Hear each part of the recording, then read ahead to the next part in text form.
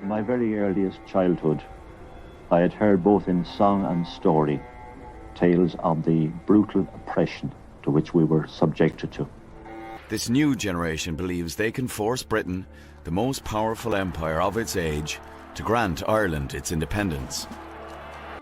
They believe that Britain will only leave Ireland if it is forced out by the barrel of a gun. The IRA is to become a far greater force than the few whose names are remembered.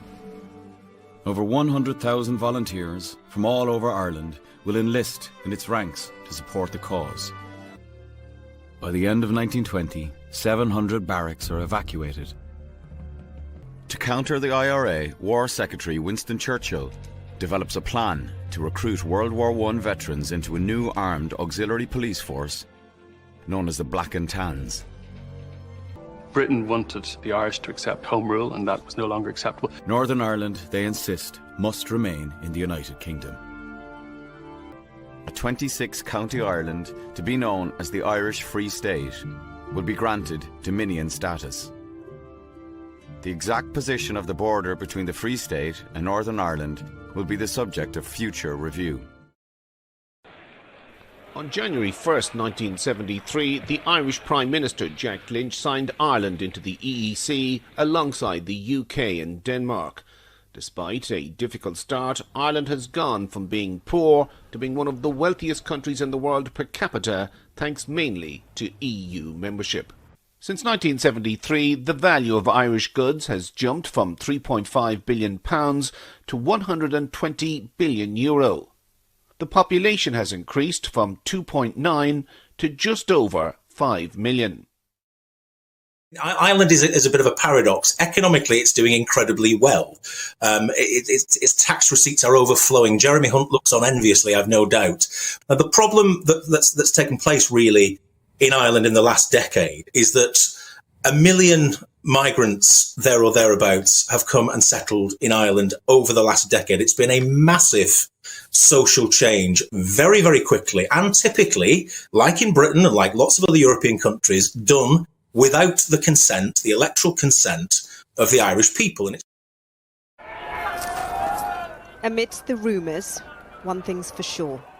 Last night, Dublin burned. And the messaging app Telegram is the online space in which a lot of this ideology flourishes. In fact, a couple of years ago, a report revealed that from 2019 to 2020, there was a 7,000% jump in the numbers of messages sent by the Irish far-right on the platform. These criminals did not do what they did because they love Ireland. They did not do what they did because they wanted to protect Irish people.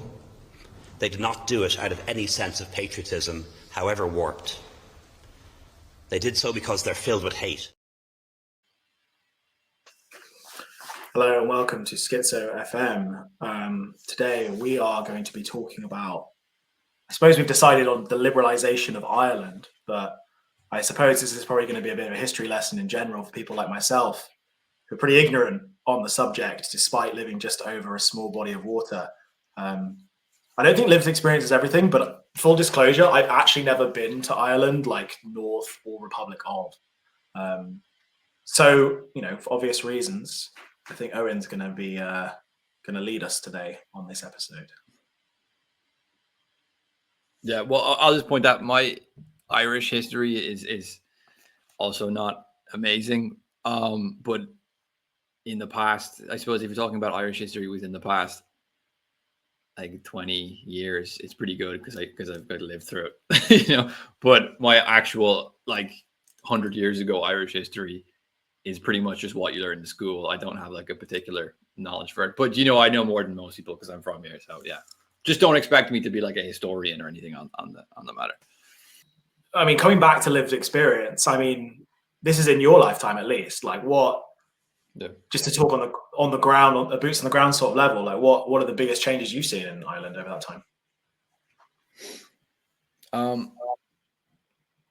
Well, I mean, you've had, well, economically, obviously, you've had these tech companies, American tech companies, settling in, well, using Ireland as their headquarters. in Dublin and Cork mainly. So you've had a lot of yuppie-ification of Ireland, I would say, as well.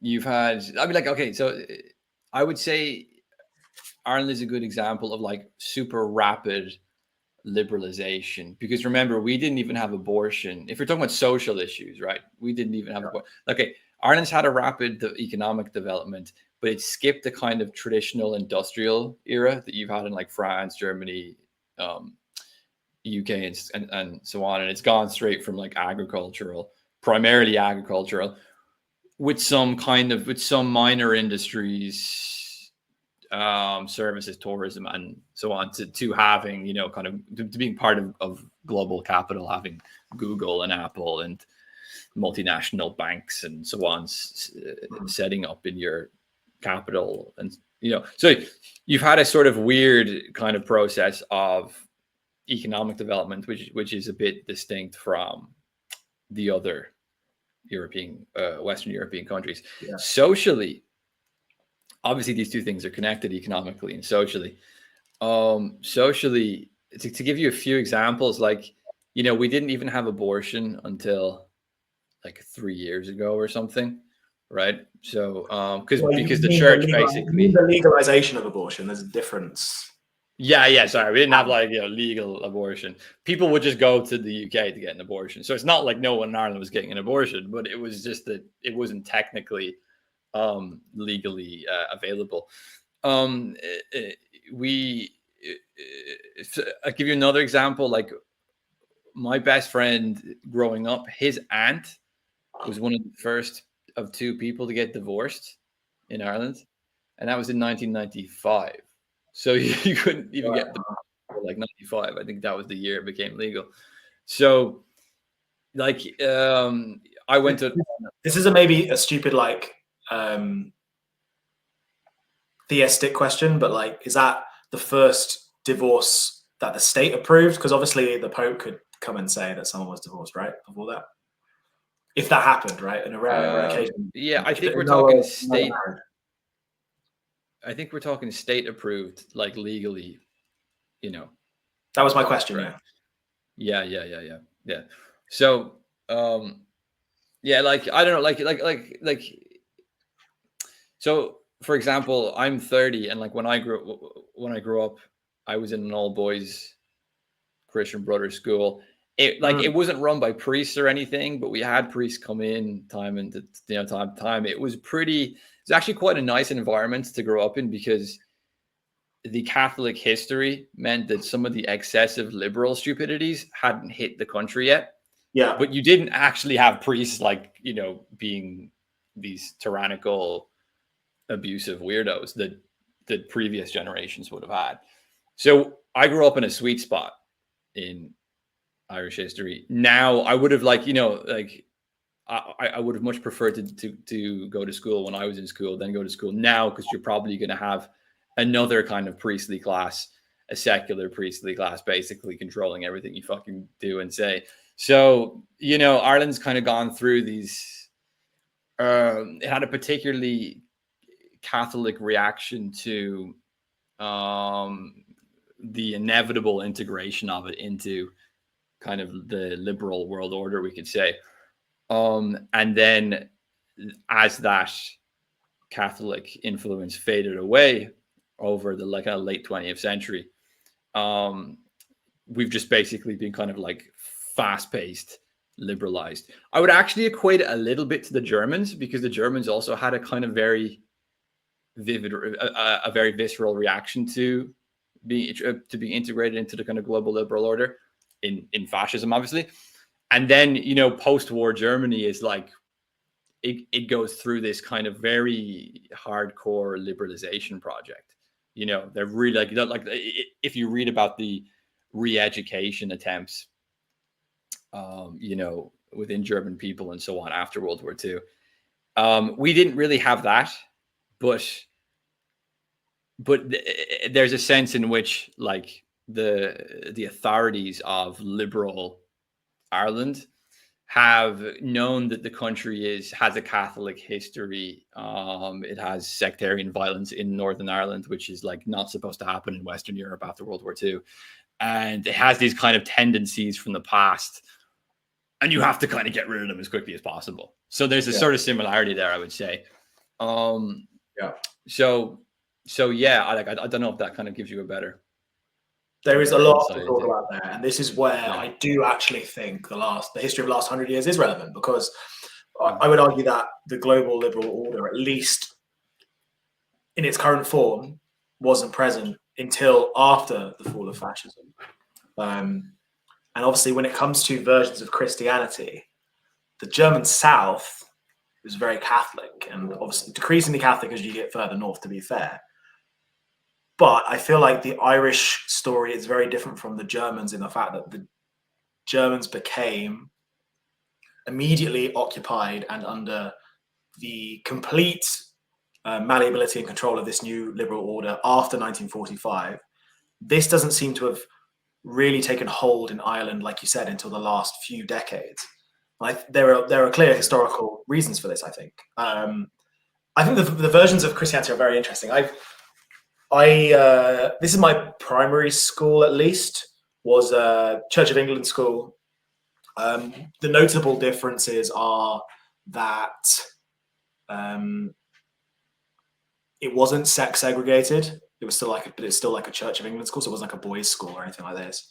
And obviously, all the teachers were like spinstery women and not priests or whatever, So those things have changed, and I think that's because Church of England is very much, it's probably like, apart from certain strains of Protestantism that are popular in the US, I guess the Methodists maybe, like it's probably the most neoliberal version of Christianity in a way, because it is all. I mean, you'd be a fool to say the Church of England isn't a I guess politicized or political religion in a way. Like it was from the start, really.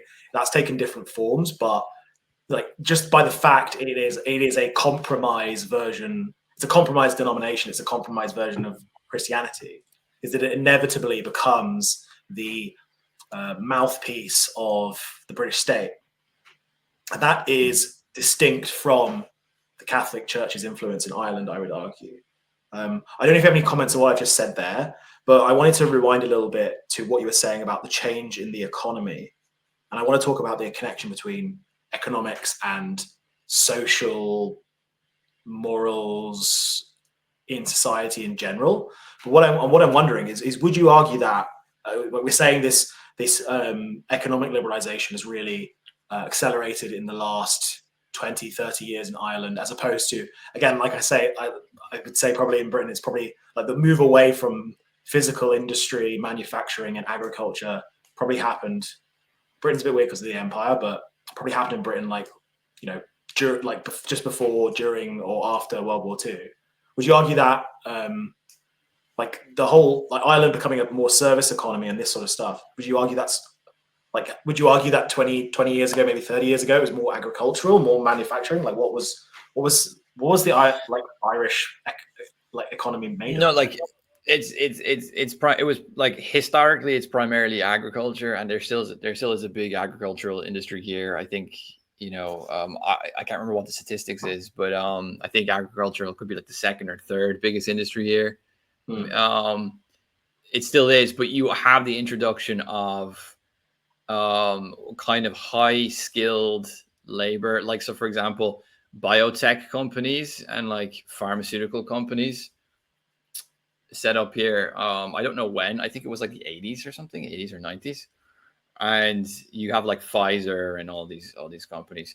So they hire like kind of special, like highly skilled labor. So I think actually pharmaceuticals is our biggest export. It's not even meat, it's pharmaceuticals. And then later, I don't know when, I think it was after that, then you had the tech companies set up in Dublin and Cork. Mm-hmm. So that became so those became the kind of like, they're not like the tech companies don't even hire a whole lot of people, but they bring a lot of revenue into the country. It's like Right. tax revenue, right? And investment and this kind of stuff. Like, so it's less. So that's less of a job sector and more of a revenue stream, if you get me. Mhm. And other than that, it's just like the industry is just services, some tourism, that kind of stuff. What I find interesting, one thing I guess you kind of implied in what you were saying is that, I don't know, correct me on this if I'm wrong, but it almost sounded like you implied that the change in the economy in a liberal direction necessarily implies the change in social attitudes in a more liberal direction. I think that is true, and I think it's assumed to be true in Europe, but can be demonstrated that it's not necessarily true when you look at countries in Asia, for example, and possibly even South America, which in lots of ways are still more socially conservative. I think it's a uniquely liberal problem, I think, and it's part of progressive liberal ideology, where it views history as inevitable and going in one direction, and only going in this positive liberal direction. I suppose it's kind of like Fukuyama in that sense. Do you kind of see what I'm saying there? Do you agree with that or not really? Yeah. I mean, there is this post-war assumption that these sorts of economic developments will lead inevitably to this universal liberal character within the people and the nation, and make them more tolerant, more multicultural, yada yada yada. And I think that the riots recently would show that's not necessarily going to happen. And also, as you were saying, the emergence of these Asian capitalist countries who don't have the same liberal character also undermines that. So there definitely was this assumption within Ireland, just like every other Western nation, that economic development leads to these sort of liberal social virtues and so on. There definitely was an assumption, but sorry, I was just going to say that I think that it has been largely true, but it's just that it's not as universal as they say, and as they claimed, because I think it is a lot of working class people in these particular riots who are protesting and rioting and so forth. So they are obviously less economically integrated into these multinational global forms of global capital and so on. So you could make that argument and say, well, they're less liberal because they're less integrated, because they're kind of economically outside of that. I don't know, but then you have to look at Asian capitalism and say, well, they're integrated into it, and even their upper class is not exactly turning out to all be these kind of liberal, super tolerant types, Yeah, I really, at the moment at least, I really do fall on the side of the fact that that's just the whole idea of economic and social liberalism going along with each other it's a contingency and not a necessity. And I actually think for it to be projected and viewed as a necessity that they go together is actually kind of part of the liberal psyop, to be honest. Yeah, it's of benefit to neoliberal acceleration that you view it that way. I think it's partly about attracting global investment. So, for example, if the Irish government doesn't try make its people, or at least make them appear to be these universal liberal subjects, then it will be harder to attract that international investment, if you get me.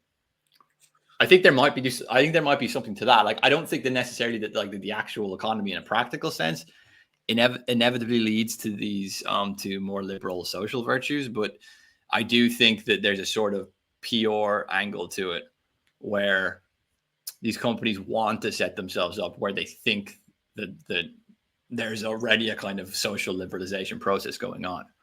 At least the headquarters, they want to do the manufacturing in China or somewhere. But I mean, they want to set up the high end and the services and the you know what I mean, the kind of headquarters and all that kind of shit in countries where they think that where they do like genuinely think there is a liberalization of the social environment as well. Yeah.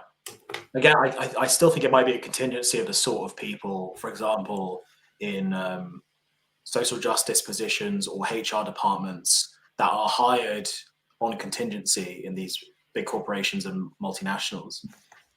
And I think that they do it to virtue signal, but I think as has been shown, like throughout, like even our brief look into the ESG stuff, I think that when it comes down to what those instruments actually measure, and also I think we'll see this more as because I think it's very clear that the worldwide economy is in a bad place, possibly going to get much worse, and it's already been moving in a direction of people in those sorts of positions being laid off, and I think when push comes to shove, those sorts of things being pushed by corporations that at the end of the day their bottom line is actually like that is the fundamental thing that keeps them breathing.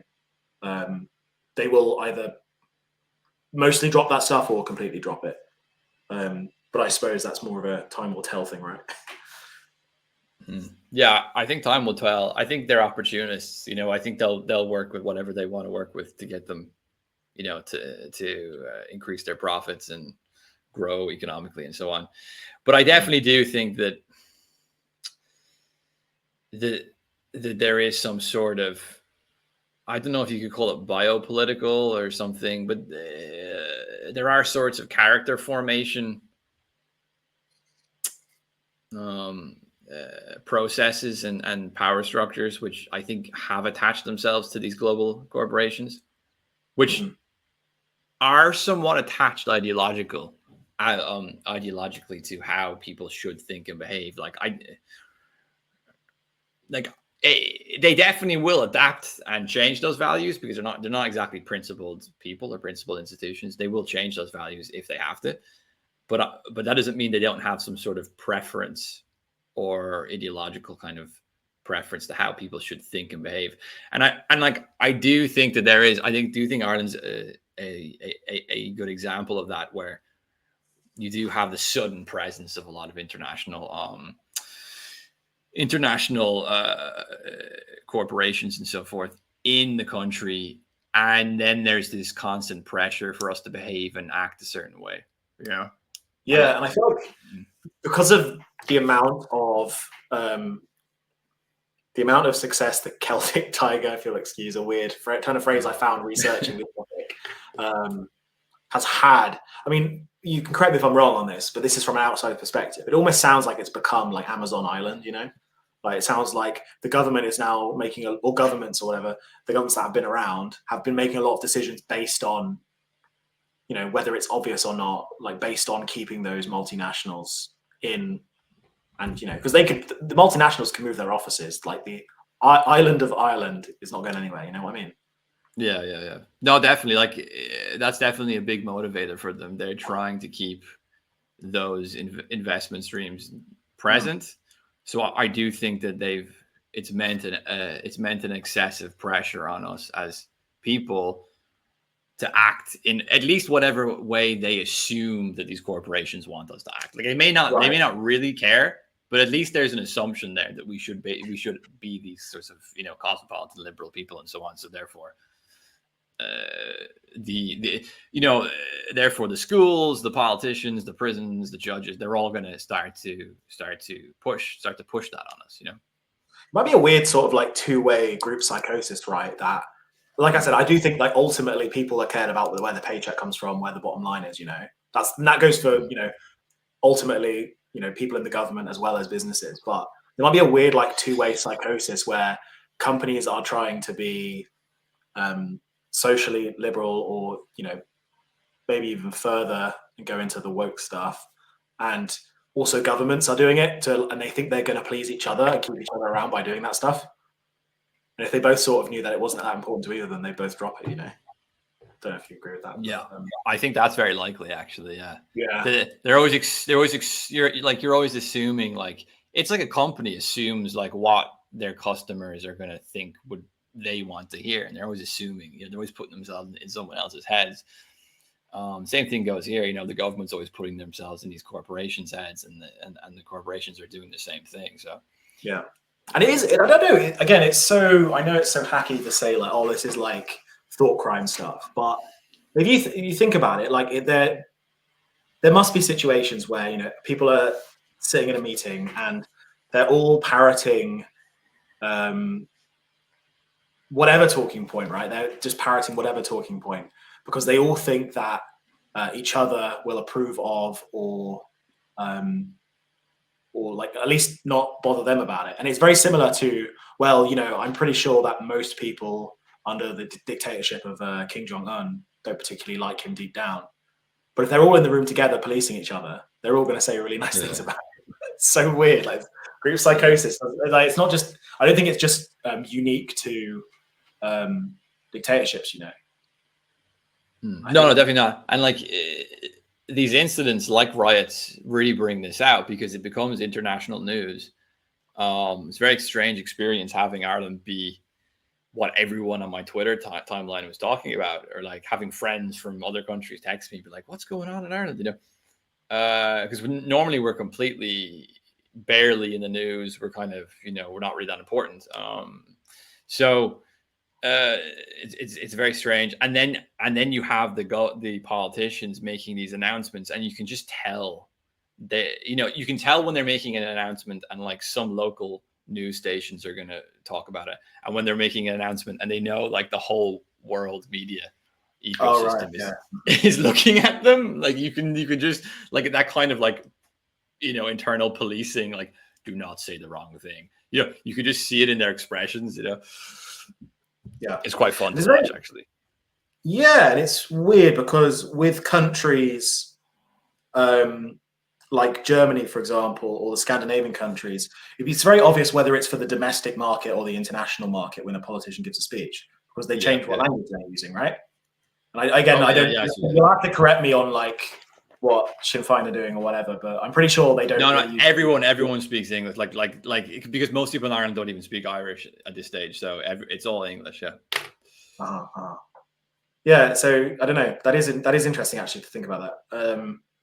You said to me at some point like Ireland is small, right? But if you look at the population and the land area, I wouldn't really say it was that small. I don't know what you mean by that. Like, if you include the north, it's about 7 million people, and like for the land mass, I mean, it's not massively densely populated, but it's not tiny either. I think that there's a bit of a kind of tourism related reason to pretend that that Ireland is just a bunch of fields and a bunch of pubs with Guinness in them, but it's not really. But that's just what we like to tell people. But yeah, it is relatively increasingly it's a bigger population in Wales. It's a bigger population in Scotland. So right. So I did want to get into, I think the immigration stuff is interesting, especially the numbers. And I think, obviously the riots that have been going on, I haven't actually read too much about them. So maybe you could like even fill me in on that, what's actually going on with that stuff. But okay, so go ahead.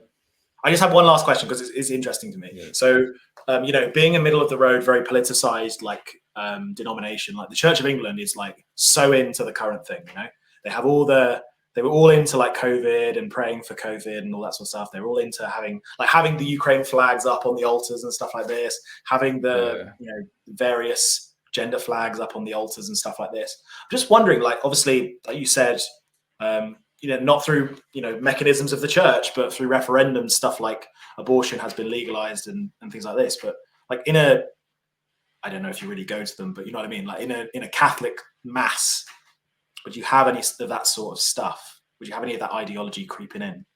Well, I mean, in the Church of England's case, it's not really creeping in; it's very overt. But I'm just wondering if that stuff comes up. Well, it's funny you mention that because I went to mass for the first time in years. I think it was like a few months ago. Just out of curiosity, I was like, I wonder what mass is like these days. And I like the only thing kind of signaling that they did was immigration. Yeah, which is exactly this issue, like that we're talking that set the riots off. Like, you won't see them doing LGBT trans signaling, because I think that's just too far for them, because like obviously like abortion and all these issues, it's just not like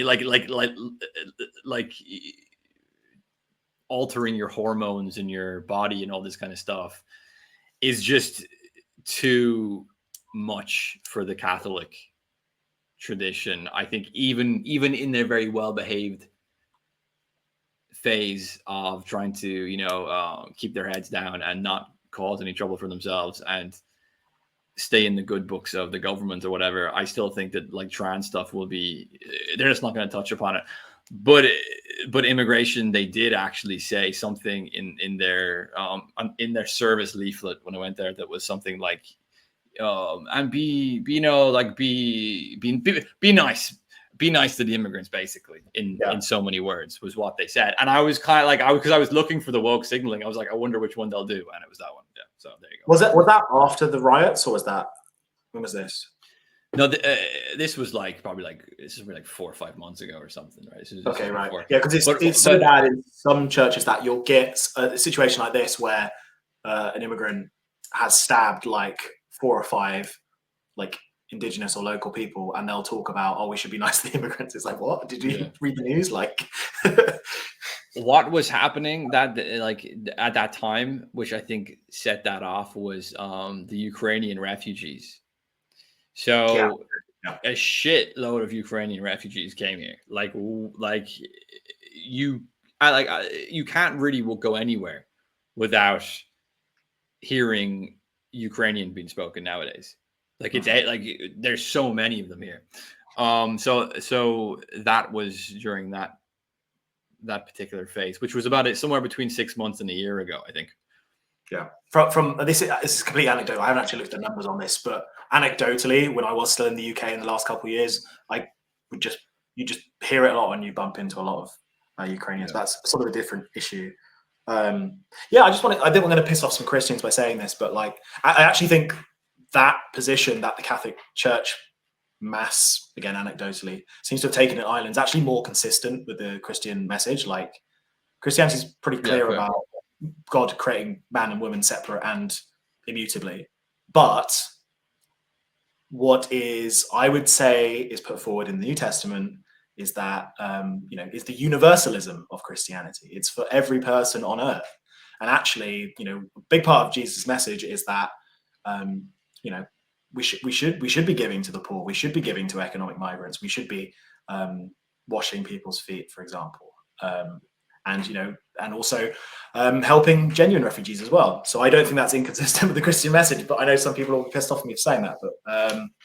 But yeah, I don't know. Actually, if I ever do go, I always try and go to a Catholic service in the UK because it tends to contain less of that BS, basically. Yeah, fair. Yeah, it does. Like, in Ireland, though, like at this stage, the only people in mass will be old people. Like, you're not going to have any young people. So I also think that there's less. Yeah, it's obviously the same in the UK. I would wager that it's pretty much the same everywhere in Europe. I don't know why it wouldn't be. Maybe Hungary. I don't know. Maybe Hungary's based. I don't know. Hungary or Poland, maybe. Yeah. Cool. So, do you want to do like a kind of run up, maybe because I had this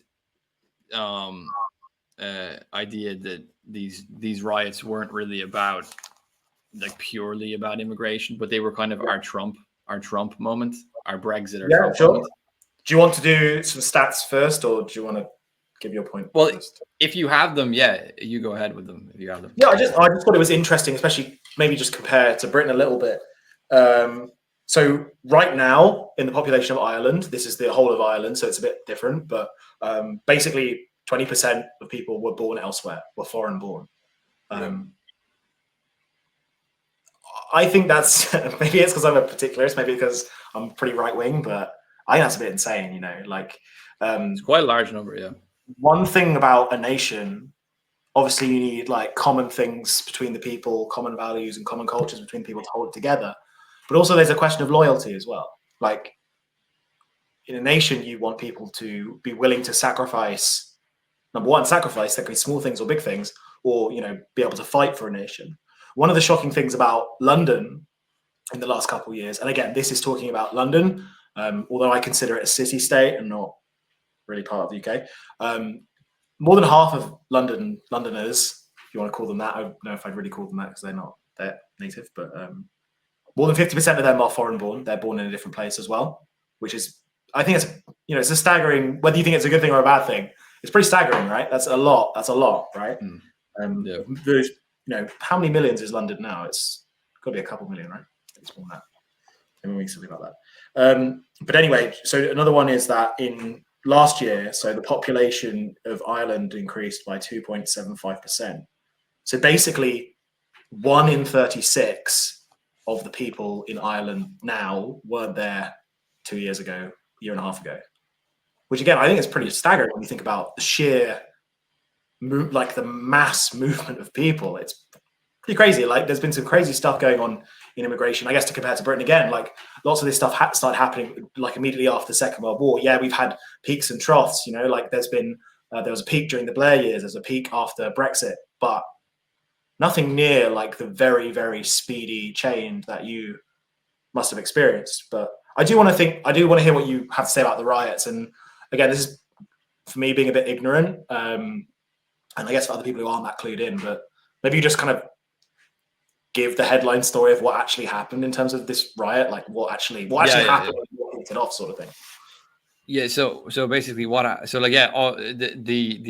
statistics you mentioned are important there as well, because it's a massive percentage increase, and if you were to take that percentage and apply that to the US, Germany, the UK, that number would be enormous. Because Ireland's small, people don't really say, because that number could end up being 200,000, 300,000 people or something, or 500,000 people. And then people go, well, that's not that much. Well, if you look at the size of the country, it's actually, but anyway, so what happened was, an Algerian immigrant who was clearly pretty mentally unstable, just kind of lost it and went on a stabbing spree and attacked. It was like outside of school, I think, and attacked like a few people. I think 3 of those were children, and a woman, and then a man, something like that. And so obviously then he was arrested and so on and so forth. But that was on top of a young girl who was murdered by an immigrant a few months ago. I can't remember the exact date, but it was recently enough. It's been in the news for the past few months at least. On top of a number of other somewhat similar incidents. So then what happened was a bunch of riots just kicked off in Dublin city centre. Yeah. And you saw the footage. It was burning cars and burning police cars and public buses. Now, I have to point out too, this riot was clearly aimed at their own authorities. They weren't burning down mosques. They weren't burning down refugee centers. They didn't attack any immigrants. They were burning down police cars, public buses, and public trams, basically. Yeah. Mm-hmm. Which is an important note.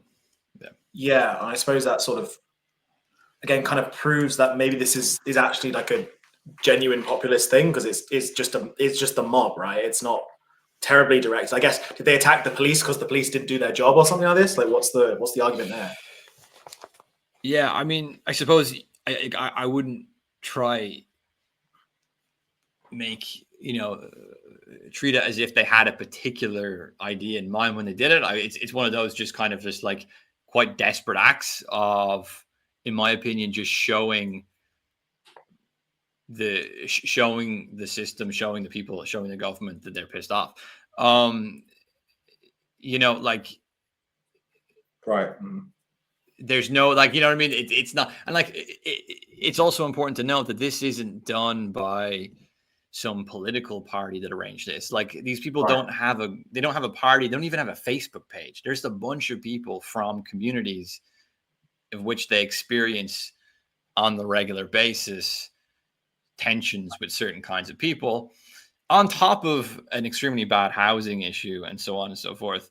and all these other, cost of living increase, extremely bad housing problems, and so forth. So, it's just people from those communities and those neighborhoods who experience these social tensions on a regular basis. They just kind of like got really fucking angry. Now, it should also be noticed that there was lots of peaceful protests about the number of immigrants coming in. So, for example, you had entire small towns in the countryside that were suddenly turned into Ukrainian refugee centers. And you had, I don't know, a town of like 200 people that suddenly got 500 Ukrainian refugees, right? Yeah. So like, yeah, which is insane. Like, and you did have a number of peaceful protests, but of course the media. And I want to touch on the media, because the media everywhere is pretty shitty, but in Ireland it's really shitty. Like the media in Ireland is absolutely horrifically atrocious. You say horrific. This is important to note as well, because this. Yeah. When you say horrific, do you mean that it's poor and incompetent, or it's horrific in the fact that it's so captured by liberalism? Okay, fine. Yeah. But it's just particularly unsympathetic to people, and I could be, and the reason I say this is because that I also lived through the.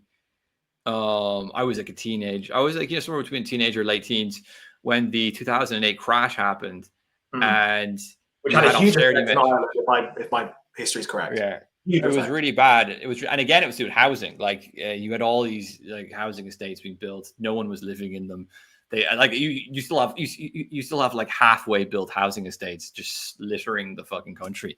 And you had like a lot of, I don't know, like I'm not sure the exact reasons economically, but it did hit Ireland very suddenly, and you had a lot of protests about the austerity measures. And I just remember the media back then being so like almost like let them eat cake level snobbish and like unsympathetic of people, and it's largely because the media in Ireland is run, and nowadays at least the political establishment is run pretty exclusively by like upper middle class people from Dublin, right? Yeah. It's not like the rest of the country is not involved in the media. They've only got little local newspapers, so on. There's no media anywhere else. They completely control it. And that strongly applies to the city-state of London, and it also applies to the coastal elites in America. Like, it's a very similar sort of setup. It's very similar, but I don't know why in Ireland. I think it's because like it could be historical reasons, but they're just particularly they don't even put in the effort to try be a little bit tactful or sympathetic with people. As soon as people behave in a way which they don't like, they're immediately calling them this, that, and the other. In this case, it's far right extremists and so on. But I remember back then it was they were calling them anarchists, and they were calling them I can't remember whatever the stupid fashionable slur was at the time. Like they're just particularly unsympathetic to the lives of ordinary, so-called ordinary people. And I also say this because I have relatives from middle-class Dublin. I wasn't brought up in Dublin, but like I have relatives from middle-class Dublin, and they're not involved in politics anyway, but they're the kind of people that maybe could-ish be involved. They're the kind of people that are being catered to, and they are cunts. Like I don't care. I will say it openly. They are cunts. Like they do not care about anything outside of Dublin, because Dublin is like, to them, Paris. It's Venice during the Renaissance. It's Rome. You know what I mean? Like they just have this view of like everywhere outside of Dublin is just this tiny little shithole, full of backward people. We are the true liberal kind of representatives of this shithole country. They really don't have a sense of patriotism at all, to an extremely nauseating degree. But I would say that other people from working class communities in Dublin as well, or just random people from the rest of the country, probably have an excessive sense of patriotism that you wouldn't even find in other countries. So there's this real schism there between them. I've noticed this, like having relatives from middle class Dublin, and then growing up not in Dublin and just knowing people from around the country, that there's an excessive, not excessive in a bad way, but just more than usual in a Western European country sense of patriotism versus a kind of anti-patriotism, like a complete, like almost this I would say somewhat similar to how like Hillary Clinton refers to the despicables in like the basket of deplorables. Deplorables. In Midwest. Yeah, basket of deplorables. Deplorables is the one with the minions. Yeah. I think, no, honestly, actually, now that you're speaking about it, I think the parallels are really, really stark. I mean, just to reflect on my own experience, like I grew up mostly in the English countryside, and although I guess I would say I align with those people more than the London elites, which I know a lot of as well, their patriotism is nauseating. Like there is nuance to the monarchy in the UK. There is like reasons that you might be a patriot but not be totally on board with the current monarchy we have, you know. But it's so blind to that. It's so UKIP, it's so Brexit, it's so tea and sandwiches and Victoria Spund that it's, like you say, it's a nauseating, vulgar version of the right, I would say.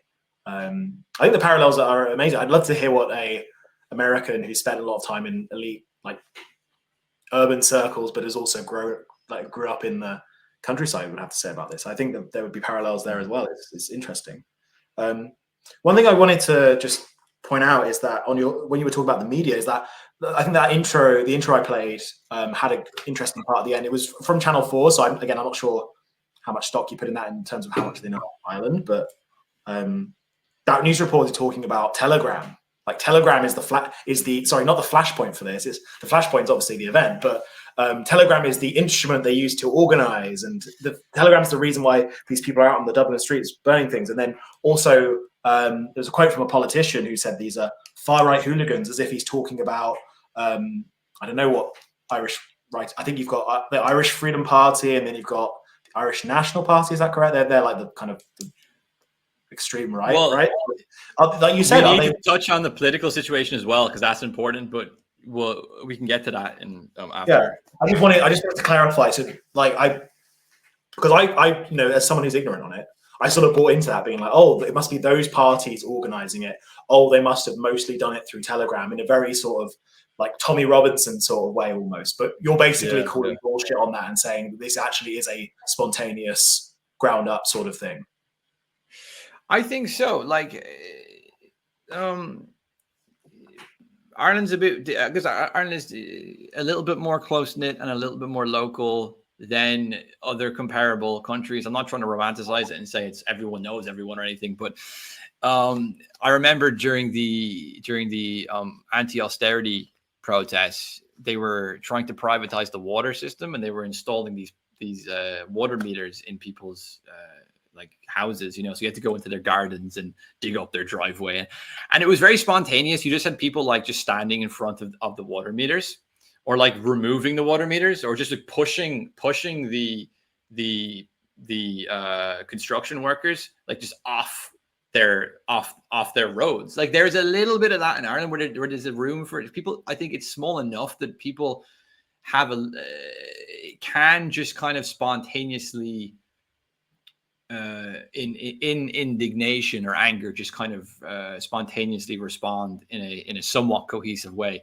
It's not everything is like organized from top down in the way which they're trying to portray it. Because if they're trying to portray it, like if they portray it as being so spontaneous, it seems to be more legitimate. Where if they can depict it as if it's some, like, you know, far right extremists are organizing this all and manipulating all these ignorant people into committing acts of violence, then it kind of delegitimizes it. So yeah, I think Telegram is brought up exactly for that reason. It gives this sort of subterranean sort of like conspiracy angle to it, you know, even though like every Telegram channel is public, but you know, whatever. It's just like it just shows you the incompetence of the media as well, and they're so bought by the regime. Like it is a world apart, and I know this probably hasn't happened for about 70 odd years, but like the roving reporter who's actually on the ground speaking to people does not exist anymore.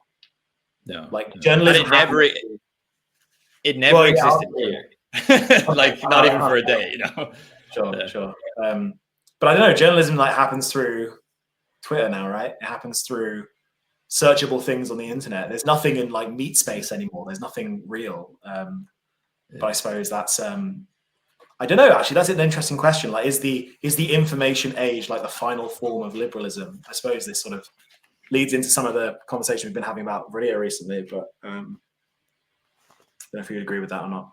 But I find it rather beautiful, like that sort of localism that's been preserved in Ireland. I think that's great because to give like comparison again, like, I mean, Britain's not really had localism since the Empire, really. And, you know, you have big projects like HS2, and graded buildings have been knocked down. You couldn't do anything about that. You could not do anything about that. You'd literally go to prison. You know, these things have been knocked down, and then the state decides it doesn't want to do it. So they've knocked down these buildings for no reason.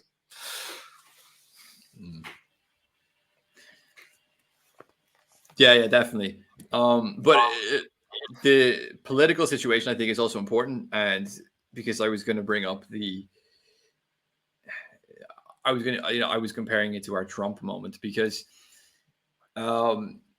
what's happened in Ireland in the past, let's say, well, since the 2008 crash, has been basically a ongoing housing crisis. I know you have a housing crisis in the UK now, but this has basically been going on for us for 12 years or something. So there's one party who were like the kind of left populist party called Sinn Féin, who people will know about because of their associations with the IRA. Don't worry, they don't even have these associations anymore. In fact, if they did, I would take them more seriously, because at least it would make them more interesting. Like, they are at this stage a completely cockless, like politically correct, sort of run-of-the-mill, whatever, like slightly left of center party. And it's strange though, because it's like, this is why people get fooled by it, because it does have that veneer. Still has the IRA veneer on it. I know, but it is interesting. Like, it still has, because I think it also, for some of the older chaps in Sinn Féin especially, it is like a point of pride that we're radical and we're militant and all this sort of stuff. Kind of like how the old guard in Labour try and act all militant and stuff. I don't know. I think there's a similarity. It's kind of boomer LARPing, basically. Yeah, definitely, 100%. Yeah, and like, so Sinn Féin somewhat transformed themselves over the past. Well, since the 2008 crash, they transformed themselves, because what happened there was an opportunity there, just like in many European and in the US as well, countries where these post-war, neoliberal, neoconservative parties were suddenly out of favor, and there was an opportunity for something else. And they kind of picked up on this, but in order to tap into that, they had to realize that, like, the main issue for people, at least when people weren't happy in modern Ireland, isn't just the country isn't unified. It's all these economic issues. So they sort of turned themselves from this one issue party where they only cared about reunification of the country, to a party that dealt with things like housing, basically. So they attracted a lot of young people because housing was such a big issue in Ireland, and still is. So what happened was then they got massively popular, and in just before COVID, like literally about 3 weeks before COVID, Ireland had a general election, and Sinn Féin got the most votes, but it didn't have enough seats to get a majority. Yeah. So, and I think this could have only happened because of COVID. I think they would have had to have have another election, or so. I don't know what would have happened, but like, it was the first time in the country's history that didn't happen, because every other time since the country was founded back in like 921, you've had the same two parties, which are the center left, center right parties. Now, they were a lot different back then, but nonetheless, over time, they've turned themselves into basically the usual center left, center right parties. And for the first time in the country's history, 100 years later, you have this moment where Sinn Féin got the most votes. And what happened was that all the other parties made a coalition. You literally had every single party in the country other than the party who got the most votes in a coalition in power. Like it's like you have a race and like the person who got first place is the only person who doesn't get a prize and everyone else gets a fucking prize. That's what it's like, you know? And so basically I think, you know, like Sinn Féin, insofar that they were a vehicle for like for people's anger and their discontent. And, you know, they really were, because I even know a lot of middle class people who voted for them. And they were just mainly actually because of COVID, just pushed aside.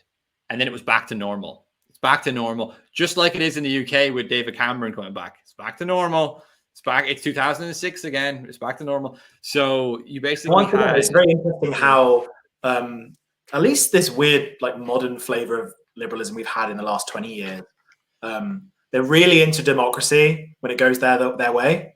Yeah, they love it.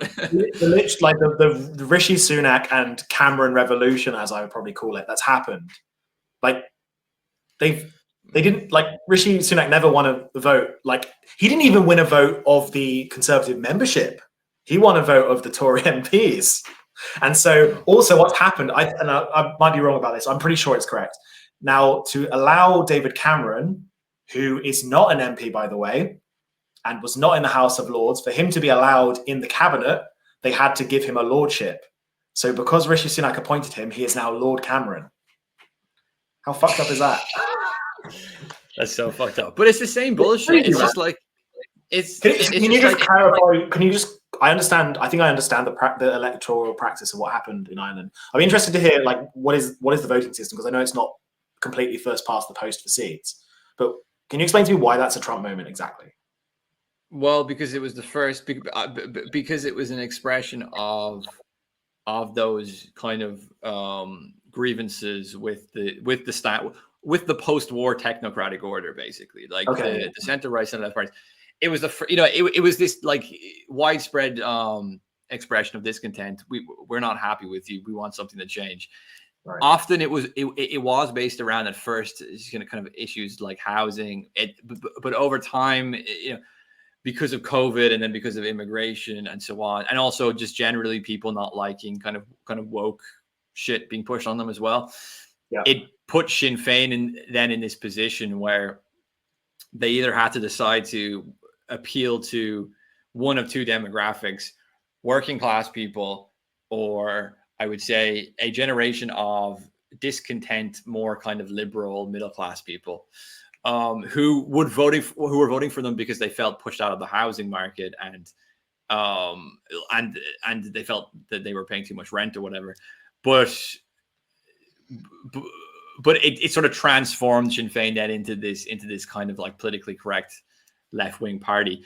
So it's basically neutered itself, and now it won't speak up or say anything when it comes to immigration issues. It didn't speak up or say anything when it came to COVID issues. And I would say that also this riot is an expression of, well, we don't even have a representative anymore. Like, we don't have any way to vote our way into even just showing we're discontent. And the media is so controlled. We don't have any voice in the media to join the kind of conversation and say we're not happy. We're completely pushed out. So we're just going to burn shit down, because that's the only way to communicate to you people. And I actually think that's fair enough. I think that's, I'm not condoning the violence. I'm just saying like you put people in a desperate situation like that, they're going to eventually have a kind of snap moment, which is why I compare it to Trump. Although it's not expressed electorally, it's expressed through kind of there's definitely some parallels. I think what's kind of the black pill in situations we've talked about when it comes to elections. The black pill is that this the neoliberal order always finds a way to make the calculus work in their favor, despite the fact that there is a majority mandate, or at least like a sizable, almost half mandate for something different or anti in some other way. But I guess the white pill is that things like this show that the cracks are showing, and they're not showing in some sort of bourgeois, or we're going to have some sort of socially conservative party come in. But this is boots on the ground, people actually burning shit, which, I of course don't condone, we want mostly peaceful protests in quaint Irish villages. yeah. But like at the end of the day, it's just some pretty easily replaceable infrastructure. And like, it's an important moment. And like, I'm not going to say I'm proud because people in my country were burning shit down, but I was happy to see it in the sense that I saw some people on the right over the past few years keep talking about Ireland as if it was this ideal kind of politically correct subservient country, or that Irish republicanism was always this kind of liberal woke thing, which is like the most historically retarded thing I've ever heard anyone say, because there was literally fascists involved in the creation of the Irish Republic. Yeah, and it was socially conservative and nationalist, I would say, originally. But like, there was even people called blue shirts who actually originally made up a sizable proportion of the government that's now part of the government that's now in charge. That's the interesting thing is I don't know what the party's called, but it's the centre-right party was originally a merger of the fascist party, and someone else, right? Which is interesting. Fine Gael was at one stage openly.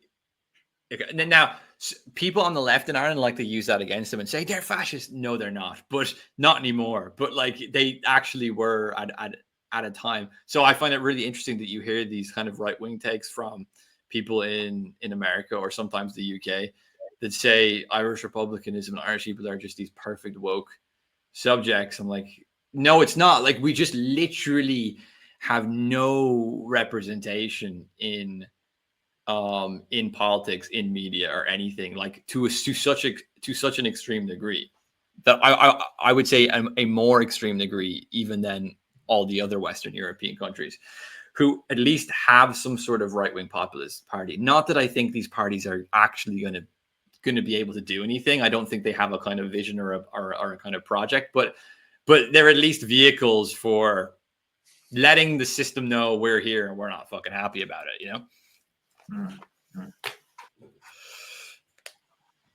Cool. Did you have anything else on the Irish question, the IQ, to talk about? I thought it would be interesting to bring up the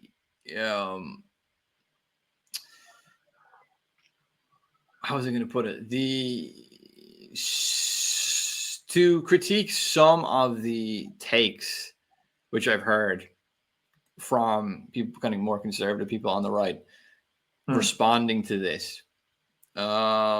There's been some interesting sorts of analysis of like why Irish people responded in such a kind of aggressive way, and other Western European countries haven't responded in this way to similar issues.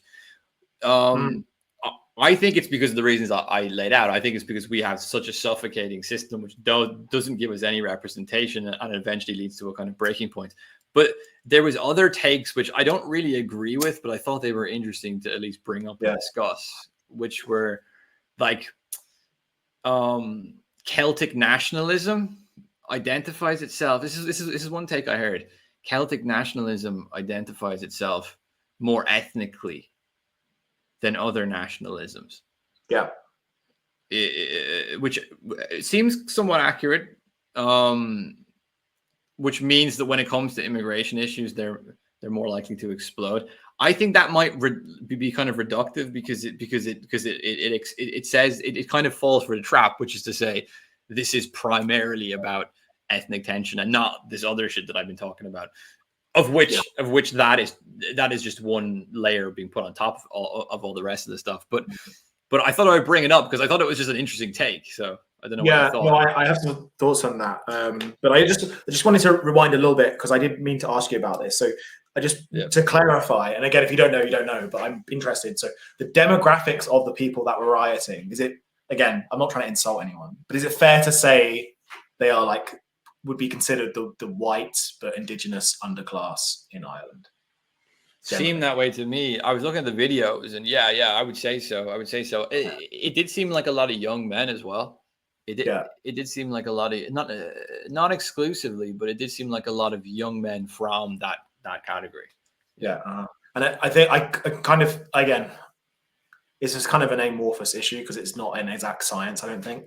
But I think it would be fair to say that the idea of Celtic nationalism, especially if you're expanding it to all Celtic peoples, is that is definitely more than ethnic nationalism. Whereas you could compare that to British nationalism, which is a more like civic nationalism. And that's in that way for historical reasons, you know. Okay, of course you're British if you're an Anglo, right, from the Isle of Britain, but you know, you're potentially also British if you're from one of the colonies as well. There's definitely I think there might be something to that there's different sorts of nationalisms, and the Celtic ones are a little bit more ethnically inclined. But go ahead.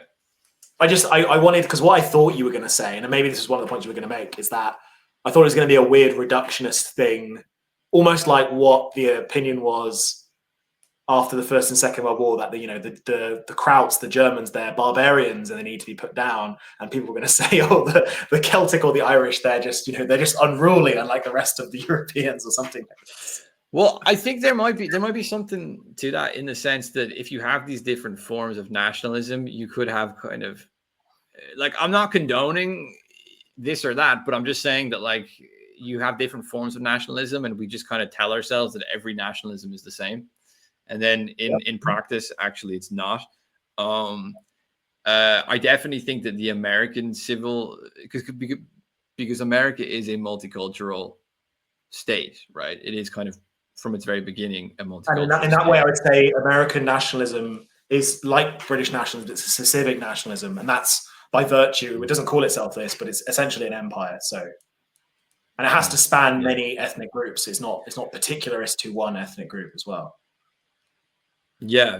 No. I think that's fair. And I think that there are other European versions of nationalism which are probably a bit more ethnically inclined, and then that's just a division then between the West itself, if you get me.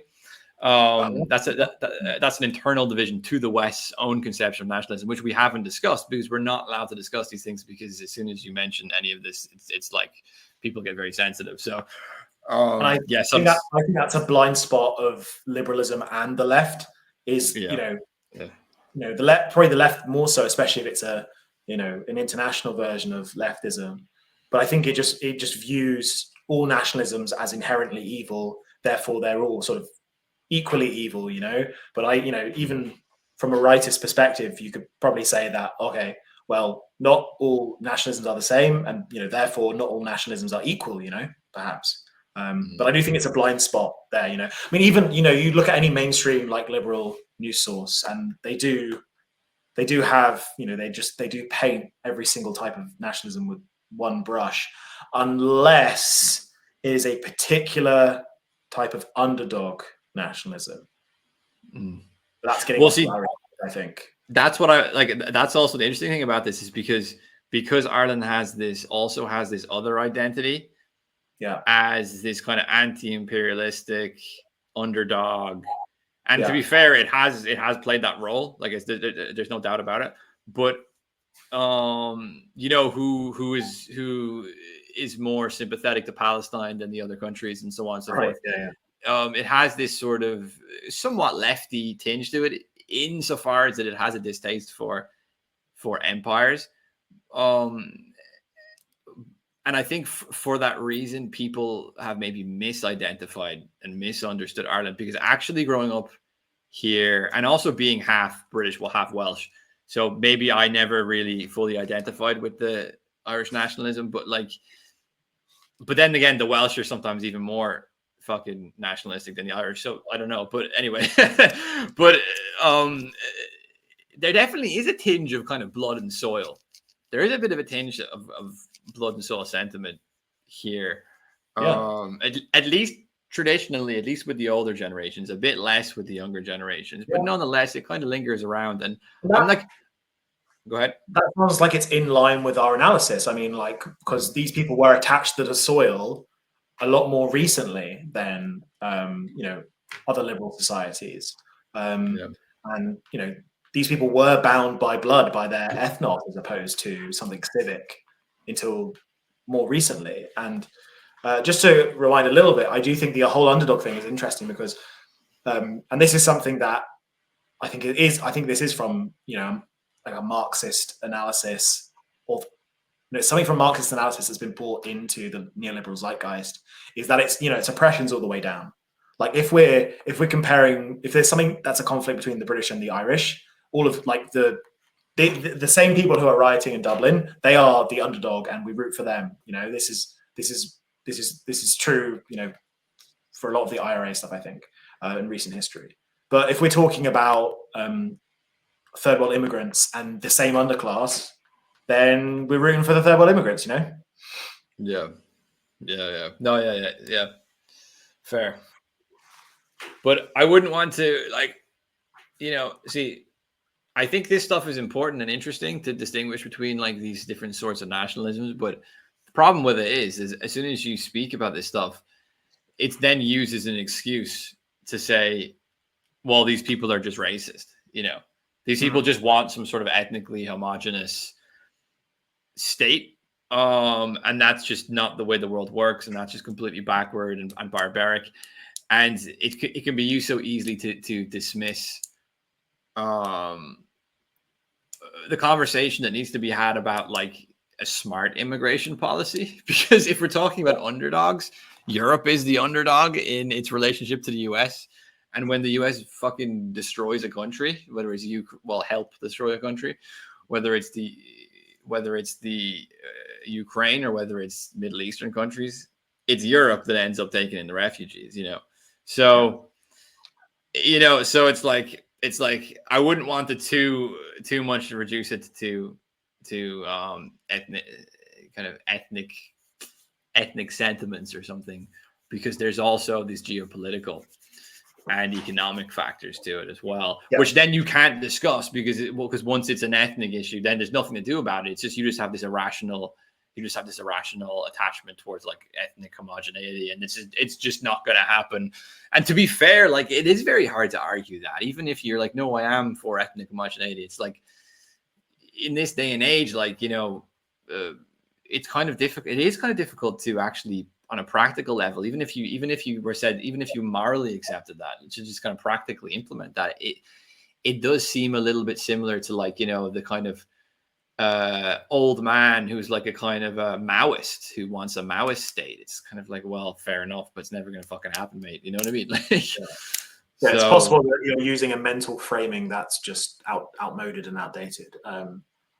But I think that all that stuff is, whether it's economic or ethnic or whatever, I think that's a conversation that could be had at a different time. And I think, there would be a better topic for it. I think when it comes to the immediate issues, we don't even have to get to that point.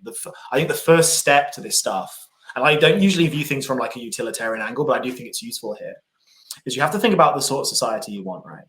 Do you want a high trust society or do you want a low trust society? In a way, there's pros and cons to both, depending on what sort of person you are and this sort of stuff. It's clear that, I mean, from my years living in the UK, like UK is still a high trust society, but it's going in the direction of a low trust society. Now, why you think that is a different question, but ultimately, I want to live in a high trust society. I want to live in a society where I can trust everyone else in the coffee shop not to steal my laptop if I leave it on one of the counters while I go to the toilet, for example. Or I just go outside to take a phone call or something like this. I want to live in a society where I can send my children to school. Maybe they walk there by themselves with their friends, perhaps. But I want to live in a society where it isn't likely, if I live in an urban area, that my child is going to be one of 4 stabbed outside of school on a random Tuesday, for example. Yeah. It's already heavy there, but I do think that's a starting point. Like that's a starting point without getting anything into economics or ethnos or anything like that. It's a good thing to think about. I actually think that is an important issue, which I've probably overlooked there. And because actually Angela Nagel wrote a piece in Compact about this, although it was behind a paywall, so I didn't read the whole thing, but I did see like a few screenshots. And she said that part of the problem is also that Ireland, again, compared to other Western countries, was more high trust for longer. Yeah. Closer knit communities and so on. Like when I grew up, like you'd have no problem walking back when you're a kid, walking back from school, walking over from school. Like I would just go, you know, when I was a kid. Now, granted, when I was a kid, I grew up in a medium-sized, for Ireland's, you know, relative to Ireland, a medium-sized town in a relatively safe part of the country. So, but still, like you would go, you know, you would just say to your parents, "I'm going out, see you later," and you just go wander around town or go wander off with your friends into a field or something. You would just go and you'd come back at like dinner time, right? And it wasn't like no one was concerned because there was always like someone will be around to see if anything happens to them. Someone will keep an eye, you know. And I think that when you have development and you have more immigration and you have, you know, more urbanization, obviously that trust starts to wane. And I remember the shock of that when I went to London, because it was like people were like, you can't leave your bike outside. You know what I mean? Like even if it's got a lock on it, I wouldn't. Even if it's got a lock on it for like 10, even if you run in to get a kebab for like, you know, 5 minutes, I was like, well, you can't. It's insane. And actually, I lived in Barcelona as well, and I remember one time I literally did this with my wallet. Like I have my wallet here. I went to pay for a drink, and I didn't put it over there and walk away. I literally put it beside me like that while I got my phone out of my pocket. And the bartender was like, "You can never leave your wallet there. It will be taken in a second." And I was like, what the fuck? But yeah, they got so many pickpockets there that you literally can't leave anything for like a second. So yeah, like it is true that that once you have an influx of immigrants and you have more urbanization, that goes away. But then again, I still think that still just, even that framing sort of puts it on these people to say, well, you just have to get used to, you just have to, you know, be more careful. Don't walk down the wrong street. You just have to not take your phone out in the wrong place. You have to not leave your bike out. And then, because that's exactly what you get told if you go to London or Barcelona. And actually the framing should probably be more like, I should be able to do these things. Exactly. And it should be okay. Because that's an acceptable expectation, I think, within a you know, modern rule of law fucking society, right? Yeah. And again, I keep saying this, but this is why I consider London a city state, because that level of, like, I would say London is low trust, but I would say at least England in general, if you go out to the countryside, it's still pretty high trust. But again, maybe I'm roasting you a little bit here, but I do think that, and this was true of me when I moved to like a city the first time, right? I think that this is one of the negatives, right? Living in a high trust situation makes you kind of naive as well. Yeah. I think that's true as well. True. The last kind of sort of factor I wanted to bring up was that part of the problem, I think, with these large influx of immigration is that and this kind of touches upon my point about the geopolitics of Europe taking in all these influxes after the United States kind of destabilizes certain regions, or at least helps in destabilizing them, or at least destabilizes them as a part of its own geopolitical contentions with Iran or with Russia and so on. You have these European societies taking in all of these immigrants at once. And, you know, it's like turning our entire civilization into a humanitarian center, if you get me. Yeah. And I really don't like that. It's not about race. Like, it's just that I don't like my entire society being turned into a fucking humanitarian camp to take in all of the displaced people from conflicts or from phenomena or whatever that might be that we are not causing, you know. And then you have the kind of real estate scams which go along with that, the housing and the hotel scams, because we even had an issue here with some of the politicians, they were either married to, or they owned people. They owned hotels, or they were married to people that had hotels, and then the government is paying the hotels to keep these things in. And during COVID, that was a big scam because the hotels were going bankrupt because no one was staying in them. So the government was offering money to these hotels to be used as refugee centers and so on. And it was a bit of a real estate scam, or at least a kind of hotelier industry scam, right? Yeah. And I was like, okay, well, you're turning our countries into humanitarian centers, which is causing all sorts of social problems. And then people are making massive bank off it. Like this is fucking outrageous shit. But this seems to be the way a lot of Europe is going. It's a kind of corporate humanitarian scam. Like, yeah. And I think it's true to say that it's kind of a right-wing talking point to say, okay, all these people aren't like doctors and nurses and all this sort of stuff. But it is true that lots of these people, like especially the young men, are basically being brought here to live in like a room with 6 other men and essentially be slaves, because they won't have any documents, they won't have any of this other stuff. And then especially when it comes to the women, particularly coming from Eastern Europe, it's basically sex trafficking as well. Yeah. There's all this stuff under the surface, and it's just like, we're not, like, people aren't getting out of squalor by coming here. They're not getting out of slavery by being here. They're not getting out of abuse by being here. If anything, in lots of cases, it's probably making it worse. And like you said, actually, one thing that's a particularist insight, would be to say, okay, we've only got like one Europe. And to be even more specific, we've only got one Ireland. Like, I don't think you should be experimenting on something like that. And even if you did, why do it to the whole European continent? Why not choose, like, why don't we just do this in Germany and see how that goes? Like, maybe that's more of like a libertarian insight, where I'm trying to, like, let's do all these different experiments. But I don't know why we're, doing the whole thing. You just got to spread it around, because if it's all in one place, that society will collapse very fast, and then all the other societies will look at that and go, nope, right? Yeah, because a lot of what people in Ireland are afraid of is they've kind of looked at Sweden and they've said, don't know, I'm not sure about that. And like, again, like, you don't have to be a flaming racist to think that. Just think it on a kind of objective, sort of sociological level of looking at a country like Sweden and say, how have the crime rates turned out and so on. I don't think you have to go beyond high trust, low trust. I don't think you have to go into economics. I don't think you have to go into anything talking about ethnicity. Like, it's just demonstrably clear from things that are happening. And this is, again, to bring things back to the beginning, this riot is about, like, one of the main pros of living in a high trust society is that children are protected. Yeah. And I don't know, I think that's pretty important to me. Don't know about you.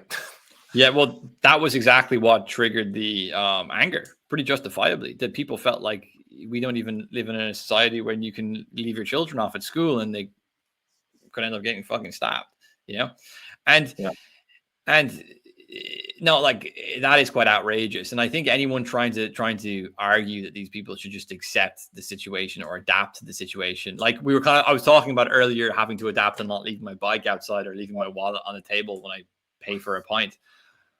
But like, that's minor, that's kind of annoying, but not wondering if your kids are going to get stabbed today, that's not just annoying, that's unbearable. So like, it's definitely not going to, I think,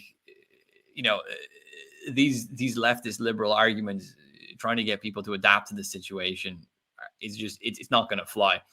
And again, like, you don't have to be a racist to just want safety for your kids when they're at school, right? Like, so framing everything as if it's an expression of racism, again, I don't think it's going to work in the long run. I don't think it's going to fly. Like, it's too much. It's too much for people, Yeah, I think that's a good place to leave it. I've got some good news. Did I tell you about our sponsor? No, tell me. Yeah, so we've got a sponsor for the first time on SCHIZO FM, and I'm really, really happy to announce for this special Irish episode, we are sponsored by Tato. So they've given me a bit of spiel to read here. Remember to support our sponsors. They are supporting the show.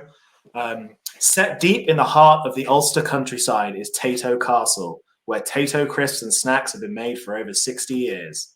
It doesn't matter if you're Protestant, Catholic, black, tan, or IRA. Who doesn't love deep-fried potatoes covered in chemicals so they resemble actual sustenance? Thank you, Tayto, for supporting independent media studies. And also, Tayto is funding our terrorist insurgencies in no, that's the quiet part.